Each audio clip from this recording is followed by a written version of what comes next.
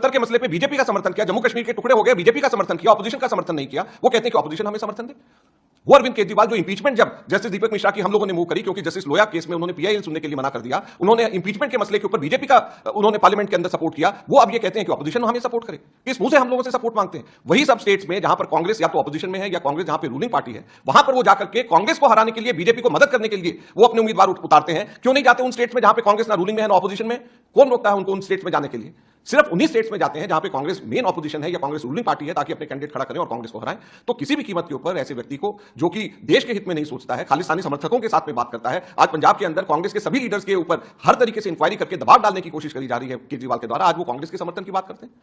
Sir, मेरा आखिरी सवाल आपसे ये है कि क्या जिस तरीके से आला कमान से आप क्या कहेंगे, आला कमान की तरफ से साफ ही कहा गया है कि हम बात करेंगे, हम नेताओं से बात करेंगे, स्टेट लीडर से बात करेंगे, तो आप लोग सब लोगों ने जो बैठक में तय किया हो, क्या? देखिए, बैठक में कोई नहीं, हम लोग सब लोग आपस में, सब लोगों की बात, कांग्रेस का एक परिवार है और जो निर्णय हमारी लीडरशिप करेगी वो हमें मंजूर होगा। ऐसा नहीं है कि जो लीडरशिप निर्णय लेगी वो हम मंजूर नहीं करेंगे, लेकिन अपनी बात, हमारे कांग्रेस के अंदर इंटरनल डेमोक्रेसी है, हम अपनी बात आपस में भी करेंगे और लीडर्स को भी बताएंगे। और पूरे देश भर में जहां जहां पर आम आदमी पार्टी ने चुनाव लड़के कांग्रेस को नुकसान पहुंचाया और बीजेपी को फायदा पहुंचाया, चाहे वो दिल्ली हो, चाहे गोवा हो, चाहे गुजरात हो, चाहे पंजाब हो, चाहे उत्तराखंड हो, चाहे अभी कर्नाटक हो, हर जगह के ऊपर लोगों का यह मानना है कि ऐसी पार्टी के ऊपर कतई भरोसा नहीं किया जा सकता जिसने कि हमारे नेता राजीव गांधी के खिलाफ रेजोल्यूशन जिसने पास किया हो। और इन्हीं को हमने 40 दिन के लिए जब समर्थन दिया था, तो इन्होंने 40वें दिन हमारे ही वीरप्पा मोइली जी के खिलाफ में एफआईआर लॉन्च कर दी थी।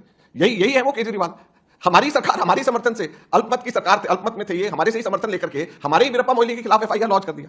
और पिछली बार जो है राहुल गांधी जी ने ट्वीट करा था कि 4 सीट्स हम आपको देने को तैयार हैं और 3 हमें आप दे दीजिए। उसके बाद में क्यों भाग गए थे? तो कौन इनके ऊपर भरोसा करे? मैं 1 उदाहरण दूं, 2 उदाहरण दूं, 3 उदाहरण दूं, मैंने तो आपको 10 मांग कर रहे हैं अरविंद केजरीवाल के सवालों को लेकर के। इस पर बिल्कुल ये पूरा देश जानना चाहता है और यही बात राहुल जी जानना चाह रहे हैं कि देश को बताएं।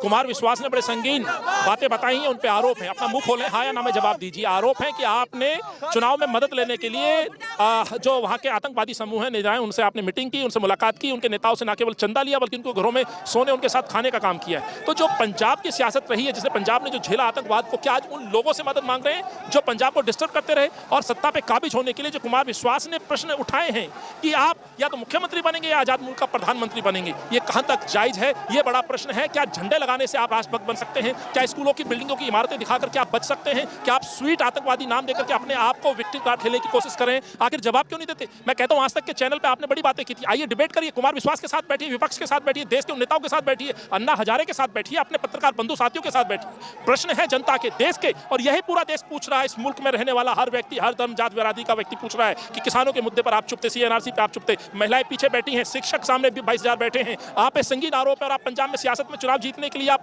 मीटिंग करते हैं, खालिस्तानी समर्थक नेताओं से मीटिंग करते हैं। ये सबसे बड़ा प्रश्न है, यही मैं आया हूं इसलिए। अरविंद केजरीवाल भी साफ तौर पर यह कह रहे हैं कि उन्होंने स्कूल बनाया, सब एक नेता एक साथ हो गए हैं। देखिए, मैं बार-बार बोल रहा हूं, आप स्कूलों का ढाल बना करके सच को नहीं। रुकिए साहब, ये सवाल है, रुकिए सर, बात मुझे कहने दीजिए। ये प्रश्न है, आप पुलिस साहब हमें डिस्टर्ब मत करिए। प्रश्न ये है कि ये क्या स्कूल और तिरंगों को दिखा करके इस अपराध से बचा जा सकता है? क्या अपराधी अपने आप को शिक्षा मॉडल पर दिखा करके उन प्रश्नों से बचा सकते हैं? कि सर आप रुकिए सर, जरा बात करने दीजिए। तो प्रश्न उनसे है, अरविंद केजरीवाल से प्रश्न है कि आखिर आप चुप के क्यों बैठ गए? प्रश्न दीजिए, जवाब दीजिए।